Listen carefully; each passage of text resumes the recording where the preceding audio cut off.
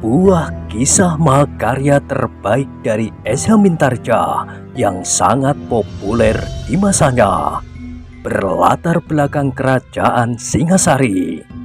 Dengan bangga kami persembahkan kepada sahabat Permata TV tercinta semuanya, dengan judul Kisah Pelangi di Langit Singasari.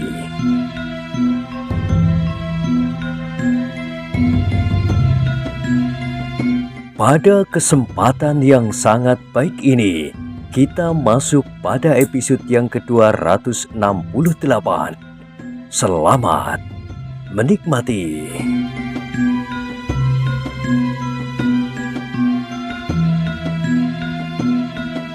Pada episode sebelumnya telah diceritakan, Ken Arok yang berdiri di hadapinya memandanginya dengan cemas. Ia mengharap Panji Bawu mengerti tentang dirinya, tentang orang yang dihadapinya dan segera merubah sikapnya. Tetapi agaknya yang terjadi adalah di luar dugaan Ken Arok. Sikap Ken Arok itu telah benar-benar menyinggung harga diri Panji Bawu yang sombong. Di hadapan adik-adiknya, ia merasa benar-benar terhina. Apalagi ayahnya, ibunya dan ibu tirinya melihat pula apa yang terjadi. Karena itu, maka kemarahan di dalam dadanya menjadi semakin membakar jantungnya. Sesaat kemudian, tiba-tiba ia memungut pedangnya. Tanpa mengucapkan sepatah kata pun, segera ia meloncat menyerang Ken Arok dengan tangkasnya. Kini ia tidak ingin membenturkan senjatanya beradu tenaga. Ken Arok berdesah di dalam hatinya. Panji Bawu benar-benar keras kepala. Karena itu, maka ia pun bertekad untuk melayaninya, menundukkannya dan memaksa anak itu mengakui bahwa ia bukan orang yang paling mumpuni di muka bumi ini. Sejenak kemudian terjadilah perkelahian yang sengit di antara keduanya. Panji Bawu memang mempunyai bekal yang cukup, tenaganya cukup kuat, dan geraknya cukup tangkas dan lincah. Sehingga dengan demikian ia mampu memberikan perlawanan yang baik terhadap Ken Arok. Sayang, gumam Ken Arok di dalam hatinya. Kalau ia mendapat penyaluran yang baik, kemampuannya tidak kalah dengan prajurit kebanyakan, prajurit Tumapel dan bahkan prajurit Kediri. Tetapi agaknya ia sudah terlanjur terperosok ke dalam daerah yang kelam seperti ayahnya. Sementara itu, tandang Panji Bawu menjadi semakin lama semakin garang. Parangnya terayun-ayun mengerikan. Ia sudah tidak dapat lagi berpikir bening lagi. Satu-satunya tujuan saat itu adalah membunuh Ken Arok dan melumatkan tubuhnya. Tetapi ternyata bahwa Ken Arok adalah lawan yang tangguh, bahkan kadang-kadang terlampau membingungkannya. Setiap kali ia kehilangan keseimbangan dan kadang-kadang hampir saja ia terbanting jatuh oleh geraknya sendiri. Semakin lama Ken Arok pun harus menjadi semakin berhati-hati. Pada saatnya, Panji Bawu pasti akan kehilangan perhitungan dan berkelahi membabi buta. Ia harus cukup berwaspada dan mampu menempatkan diri tanpa kehilangan akal.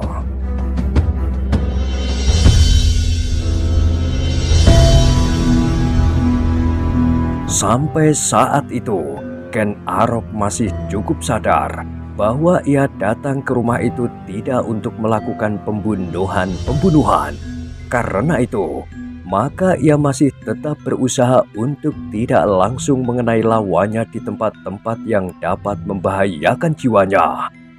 Karena sikap hati-hati Ken Arok agar tidak menumbuhkan bencana itulah, maka Panji Bawu menganggap bahwa ia masih mempunyai peluang untuk memenangkannya, apapun caranya. Tetapi bagaimanapun juga, Ken Arok masih harus tetap mengendalikan diri. Setelah sekian lama bertempur, maka ternyata bahwa Panji Bawu yang mampu merobohkan sebatang pohon kemiri yang sedang berbuah itu tidaklah harus disegani.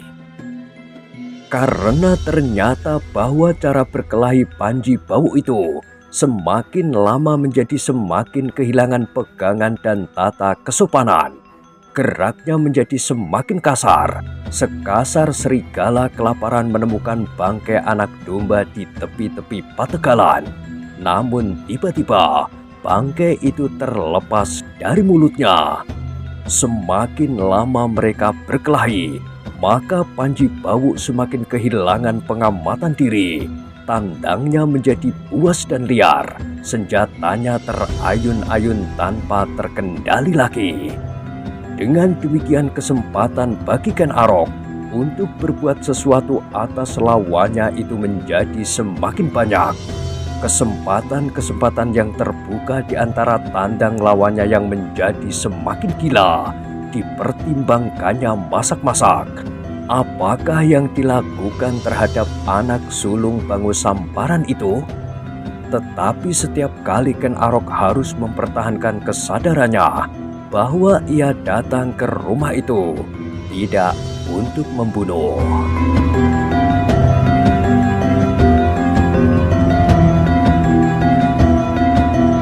Namun ia terkejut ketika tiba-tiba Panji Bawu yang sudah menjadi semakin payah itu meraung.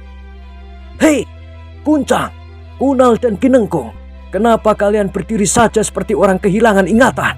Aku sudah berusaha melemahkannya. Sekarang datanglah giliran kalian ikut bermain-main dengan kambing yang bodoh ini." Kuncang, Kunal dan Kinengkung yang berdiri dengan cemasnya melihat perkelahian itu terkejut mendengar suara kakaknya menggelepar di udara. Sejenak mereka terpukau di tempatnya, namun sejenak kemudian mereka pun menyadari keadaannya dan keadaan Panji Bawu yang sulit itu. Karena itu, maka tanpa diulang lagi, Kunal dan Kinengkung segera meloncat dengan senjata masing-masing bersama-sama dengan kakaknya yang sulung berkelahi melawan Ken Arok. Sementara itu, Panji Kuncang masih belum beranjak dari tempatnya. Berbagai pertanyaan telah membelit hatinya tentang lawannya yang aneh itu. Setiap kali ia menggeretakkan giginya sambil menggeram di dalam hati. Anak itu memang ingin menghina aku, menghina keluargaku. Namun setiap kali pula pertanyaan itu menggelepar di dalam dadanya. Kenapa ia sama sekali tidak melukai, apalagi membunuh aku? Karena pertanyaan-pertanyaan itulah, maka untuk sejenak Kuncang tidak segera terjun ke dalam arena perkelahian. Tanpa sesadarnya ia menyaksikan ketika saudaranya bertempur melawan Ken Arok. Kuncang tersadar ketika ia mendengar Panji Bawu berteriak, "Hei, Kuncang! Apakah yang kau tunggu?" Kuncang mengerutkan keningnya, dikatupkannya mulutnya rapat-rapat. Sambil menggeretakkan giginya ia melangkah maju. Dengan sekuat tenaganya ia mencoba mengusir semua kebimbangan dan keraguan-raguan yang mencekam dadanya. Sejenak kemudian terdengar anak muda itu berteriak nyaring. Kemudian dengan menghentakkan diri ia meloncat masuk ke dalam lingkaran pertempuran. "Sebaiknya Ken Arok meninggalkan tempat ini." Terdengar suara yang lain dari sudut rumah, suara istri tua Bangu Samparan. Kini Ken Arok harus berkelahi melawan keempat saudara anak Bangu Samparan itu. Dalam sekilas terkenanglah masa-masa lalunya yang pedih. Keadaan serupa ini kini terulang kembali. Ia harus berkelahi melawan keempatnya. Pada saat ia berada di rumah itu, memang ia sering bertengkar dengan keempat anak laki-laki Bangu Samparan itu.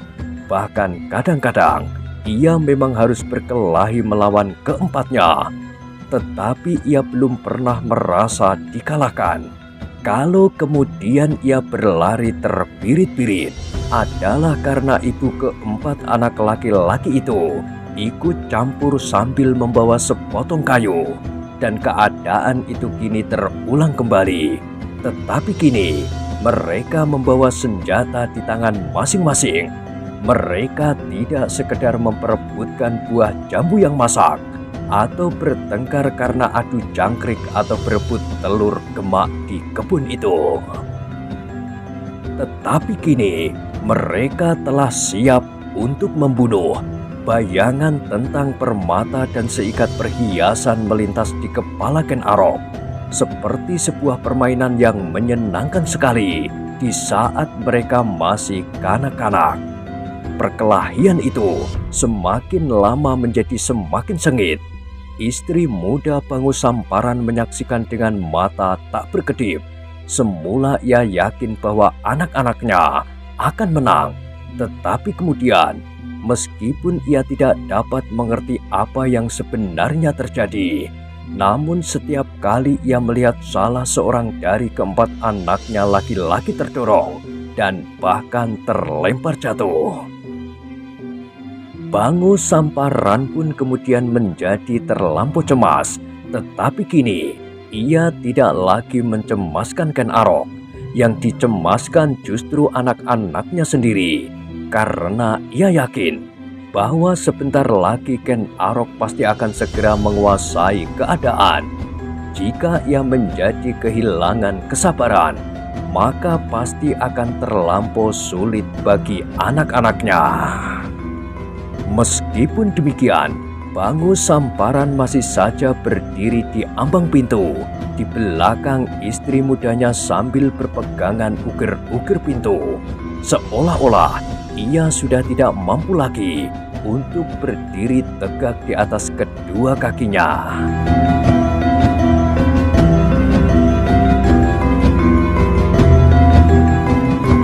Sementara itu, Ken Arok benar-benar semakin banyak menguasai keadaan. Keempat lawan-lawannya hampir tidak mendapat kesempatan lagi untuk berbuat sesuatu. Mereka hanya dapat berputar-putar, menghindar dan berloncatan surut, karena tiba-tiba saja Ken Arok itu seakan-akan telah berubah menjadi seekor burung sikatan raksasa yang bertaji pedang. Setiap kali ujung pedang Ken Arok itu berdesing di telinga anak-anak Bangu Samparan itu, seakan-akan telah menyentuh daun telinga mereka. Tetapi setiap kali mereka meraba, mereka tidak menyentuh setetes darah sama sekali. Apakah Kakang Ken Arok memang tidak ingin melukai kami? Pertanyaan itu sekali lagi merentul di hati Panji Kuncang. Namun meskipun demikian, ia masih juga mencoba berkelahi sebaik-baiknya. Kunal dan Kinenggung pun merasa heran pula. Mereka sama sekali tidak dapat berbuat apa-apa. Mereka hanya dapat meloncat-loncat di seputar Ken Arok atau bahkan sama sekali di luar arena. Setiap kali mereka mencoba mendekat, maka setiap kali pula ujung pedang lawannya terayun-ayun di muka hidungnya. Kalau sekali-sekali mereka memberanikan diri mencoba menyerang dengan senjata, maka serasa dari pangkal senjata-senjata mereka menjalar api yang membakar telapak tangan. Sehingga dengan demikian mereka menjadi bingung dan tidak tahu apa yang sebaiknya dilakukannya.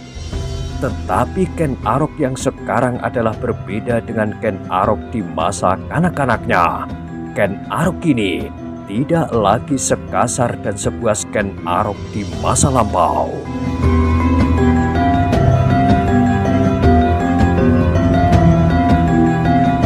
Pertemuannya dengan Empu Purwa, kemudian dengan Loh Gawi telah benar-benar mencuci dunianya yang kelam dan membuatnya sebening air pancuran di lereng-lereng gunung. Tetapi apakah yang terkandung di jantung sumber air itu pada suatu ketika masih akan dapat mewarnainya dengan tanpa disadarinya. Namun menghadapi keempat anak-anak muda itu, Ken Arok ternyata telah berhasil menahan perasaannya. Semakin yakin ia akan kemenangannya, maka hatinya menjadi semakin lunak. Ia sudah tidak dicemaskan lagi oleh akibat dari perkelahian itu. Kini yang dilakukan adalah membuat keempat lawannya itu mengakui bahwa mereka tidak dapat berbuat apa saja menurut selera mereka sendiri. Kuncang yang sejak semula sudah ragu-ragu menjadi semakin bingung menghadapi Ken Arok. Bersama kakaknya yang selama ini dibangga-banggakannya, mereka sama sekali tidak dapat menyentuh kulit lawannya. Namun sampai sekian lamanya ia bertempur, kulitnya pun seakan-akan hampir tidak pernah tersentuh ujung senjata lawannya.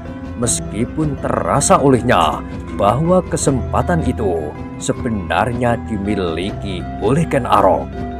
Dengan demikian maka hatinya menjadi semakin dicekam oleh kebimbangan. Sehingga karena itu maka tandangnya pun menjadi semakin lamban pula. Senjatanya sudah tidak lagi segarang gigi serigala kelaparan. Bahkan kemudian Kuncang tidak lebih daripada berputar-putar tanpa berbuat sesuatu yang dapat membantu kakaknya lagi.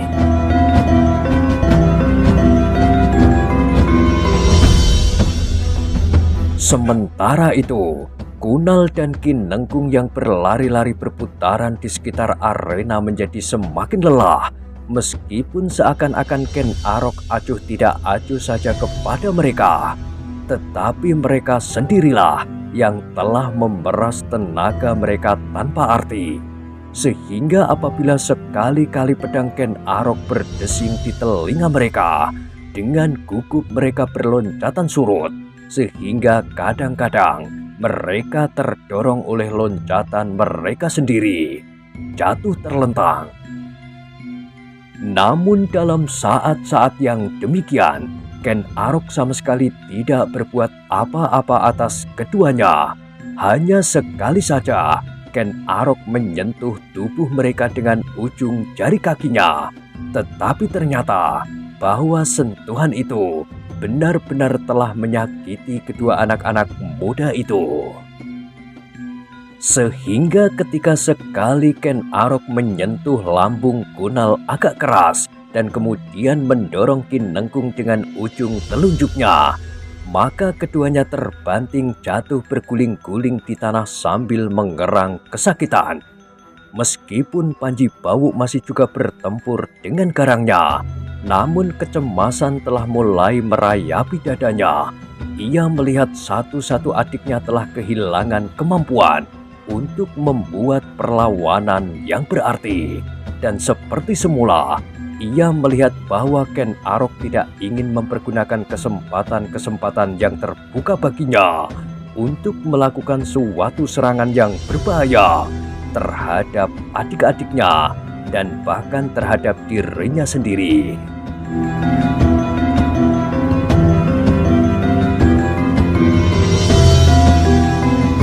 Namun setiap kali ia menggeretakkan giginya, kesombongan yang bersarang di dadanya telah memaksanya untuk bertempur terus.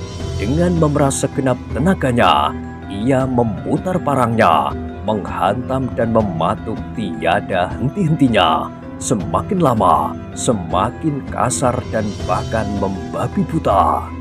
Kemungkinan itu memang telah diperhitungkan oleh Ken Arok. Suatu saat, ia akan menghadapi Panji Bawu yang kehilangan akal. Dan suatu saat, ia akan menghentikan perlawanan ketiga adik-adiknya. Sejenak kemudian Ken Arok sampai pada akhir rencananya. Ia harus berbuat cepat dan tiba-tiba, sehingga anak-anak muda itu tidak sempat berpikir lagi. Mereka harus digerakkan oleh kejutan perasaan dan tunduk tanpa perlawanan dan cedera apapun. Ketika saat itu tiba-tiba, maka sambil berteriak nyaring Ken Arok meloncat memutar pedangnya. begitu cepat sehingga tidak seorang pun dari anak-anak Bango Samparan itu yang sempat berbuat sesuatu. Mereka hanya merasakan getaran yang dahsyat di tangan mereka, dan ketika mereka menyadari diri mereka masing-masing, maka senjata-senjata mereka telah tidak ada di tangan selain parang Panji Bawu. Ken Arok sengaja membiarkan parang itu masih tetap di tangannya. Tetapi untuk anak sulung Bango Samparan ini, Ken Arok telah mempunyai rencana tersendiri.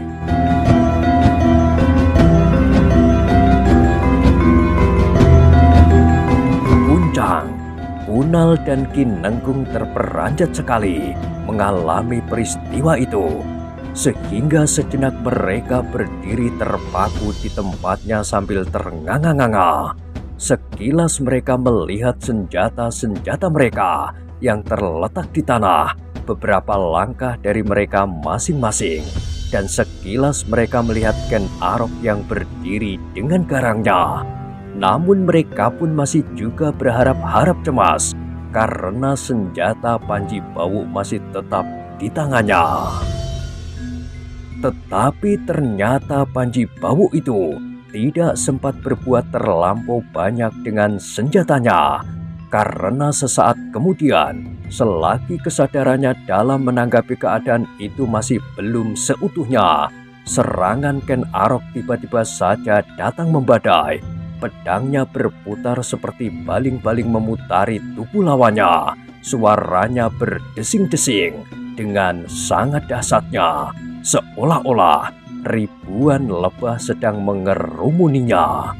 Ternyata bahwa ujung pedang Ken Arok itu tidak hanya sekedar berputaran dan berdesing-desing mengitari tubuh Panji Bawu. Tidak hanya sekedar seperti ribuan lebah yang berterbangan di seputar tubuhnya itu. Tetapi ternyata bahwa lebah-lebah itu sempat menyentuh kulitnya dan bahkan menyengatnya di segenap penjuru. Demikianlah, ujung pedang Ken Arok itu telah mematuk dari segenap arah, menyentuh tubuh Panji Bawu. Tidak terlampau keras, sehingga tidak menumbuhkan luka yang dalam pada tubuh itu. Tetapi sentuhan-sentuhan ujung pedang Ken Arok itu telah menyobek pakaiannya di segala tempat dan bahkan telah memutuskan ikat pinggangnya. Setan! Panji Bawu mengumpat-umpat.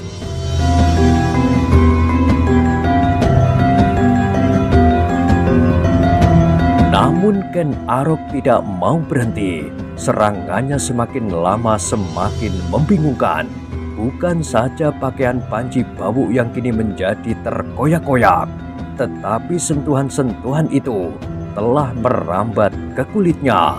Meskipun sentuhan-sentuhan itu tidak terlampau dalam, namun di beberapa tempat darahnya yang merah telah mengembun seperti titik-titik air di dedaunan pada pagi-pagi yang dingin. "Hei!" teriak Panji Bawu yang menjadi semakin kebingungan. "Kenapa kalian hanya menonton saja?"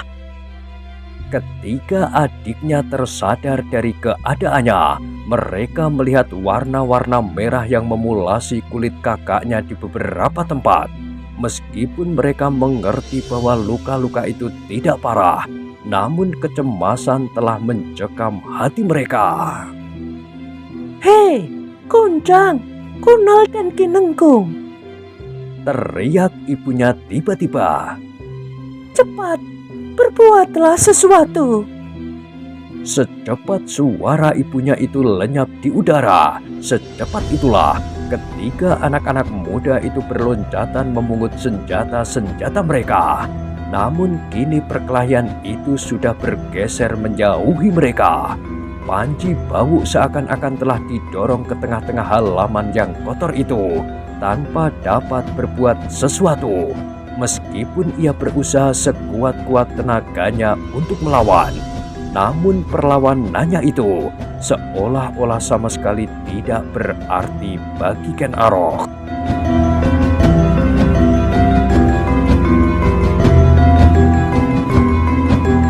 Sejenak kemudian, Kuncang, Kunal dan Kinanggung pun segera berlari-lari mendekati titik pertempuran.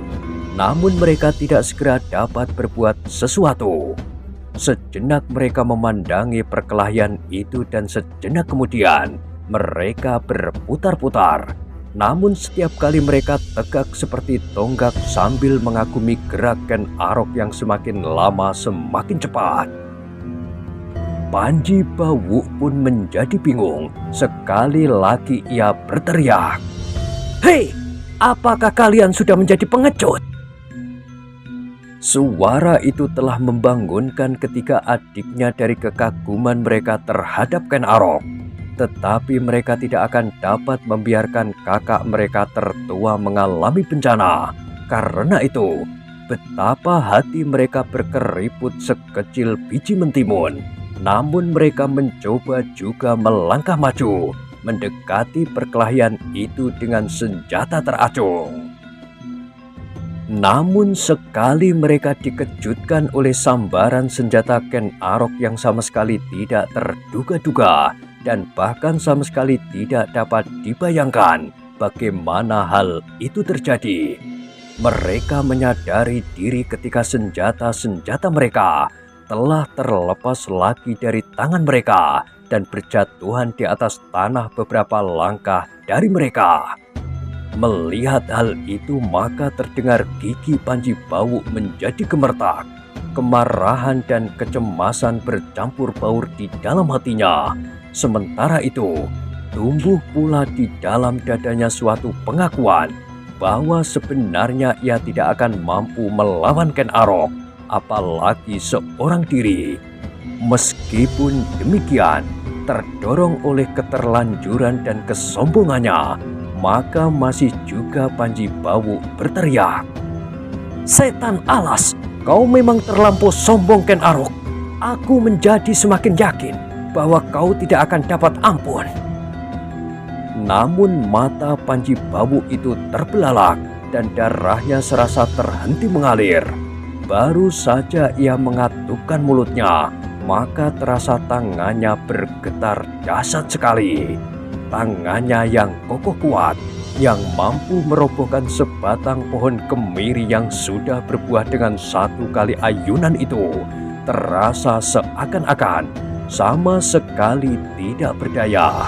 Telapak tangannya merasakan getaran yang luar biasa, seakan-akan tulang-tulangnya berpatahan. Perasaan sakit yang sangat menjalar di tangannya menusuk pusat dadanya. Panji Bawu itu terlempar beberapa langkah dan terbanting jatuh di tanah setelah parang terlontar dari genggamannya. Kepalanya menjadi pening dan matanya berkunang-kunang. Sejenak ia kehilangan kemampuan untuk berbuat sesuatu karena kesadarannya terganggu. Namun ketika ia benar-benar telah menyadari keadaan dirinya dan berusaha untuk bangkit, ia merasa seakan ujung Gunung Kawi telah menindih dadanya. Ketika Panji Bawu menengadahkan wajahnya, maka dilihatnya Ken Arok berdiri tegak di sampingnya. Satu telapak kakinya telah menekan dadanya, sedang ujung pedangnya tepat menunjuk ke biji mata. Sejenak Panji Bawu terpukau dalam keadaannya. Tubuhnya menjadi gemetar dan dadanya serasa pecah karenanya. Ia tidak tahu apa yang harus dilakukannya. Yang diketahuinya saat itu adalah tekanan kaki Ken Arok yang semakin lama menjadi semakin menyesakkan nafasnya. Sedang ujung pedang Ken Arok itu pun menjadi semakin dekat ke matanya. Tiba-tiba terdengar suara Ken Arok seperti guruh yang meledak di atas kepalanya. "Panji Bawu, permusuhan kita sejak kita masih terlampau muda, kini akan sampai ke puncaknya. Karena kau sudah benar-benar ingin membunuh aku, maka aku pun akan berbuat serupa. Jangan kau sangka bahwa aku tidak dapat berbuat sekasar dan seliar kau. Kalau kau tumbuh menjadi seorang penjudi dan seorang penjahat yang keji, maka aku pun akan dapat berbuat lebih keji lagi. Aku adalah seorang penjahat sejak dilahirkan. Aku mempunyai kepuasan dan keliaran alami yang aku bawa sejak aku ada. Nah, sekarang kau dapat menghayati betapa aku mampu berbuat kejam melampaui kalian di sini. Ken Arok. Tiba-tiba Bangu Samparan berteriak. Apa yang akan kau lakukan atasnya?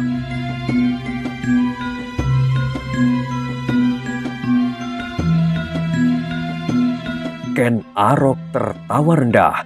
Jawabnya,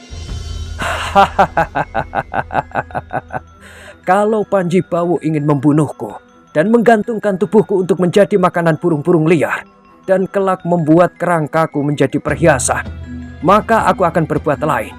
Aku ingin membuat Panji Bawu mati dalam hidupnya. Aku ingin mengambil kedua biji matanya. Ken Arok. Tiba-tiba istri muda Bangu Samparan, ibu Panji Bawu itu berteriak. Jangan halangi aku. Siapa yang mencoba mencegahnya akan mengalami nasib serupa. Sahut Ken Arok tegas. Bukankah kalian telah melihat bahwa tidak seorang pun dapat mengalahkan aku? Bahkan anak-anak gila ini berkelahi bersama pun tidak berarti sama sekali bagiku. Meskipun seandainya ayah Bangu Samparan ikut serta, nah, biarlah aku berbuat sekehendakku. Suasana di halaman itu kini dicekam oleh ketegangan yang memuncak. Wajah-wajah mereka telah basah oleh keringat, sedang tubuh istri muda Bangu Samparan itu menggigil seperti orang kedinginan. Tiba-tiba dalam ketegangan itu terdengar suara Panji Bawu gemetar. Ampun, aku minta ampun Ken Arok. Aku tidak benar-benar ingin membuatmu celaka. Aku hanya menggertak saja. Sekarang aku minta ampun. Ken Arok mengerutkan keningnya. Ditatapnya wajah Panji Bawu yang masih terbaring di tanah. Kakinya masih menginjak dada anak muda yang sombong itu. Sedang ujung pedangnya masih juga teracung ke biji mata. Ampun Ken Arok, ampun. Tetapi Ken Arok menggelengkan kepalanya. Aku akan menyelesaikan setiap persoalan sampai tuntas. Kalau tidak, maka kita akan tetap mempunyai persoalan yang tidak terselesaikan. Setiap kali kita akan kembali kepada persoalan ini.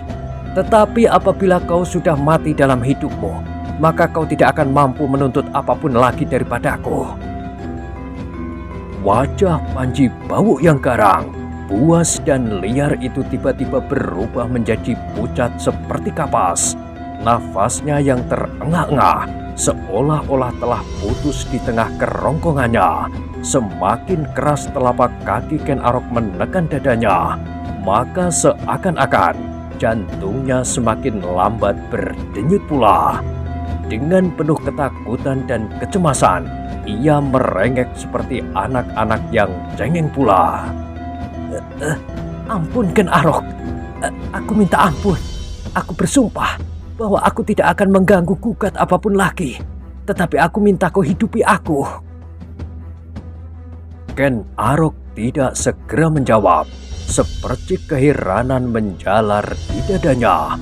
Orang yang dapat bersikap segarang Panji Bawu itu dapat juga merengek seperti kanak-kanak tanpa malu-malu merendahkan dirinya, minta diampuni kesalahannya. Tetapi menilik pandangan matanya yang licik, memang pada suatu saat apabila ia mendapat kesulitan yang tak teratasi, orang-orang seperti Panji Bawu yang sombong dan garang tetapi licik itu akan dapat berbuat apa saja meskipun merendahkan harga dirinya.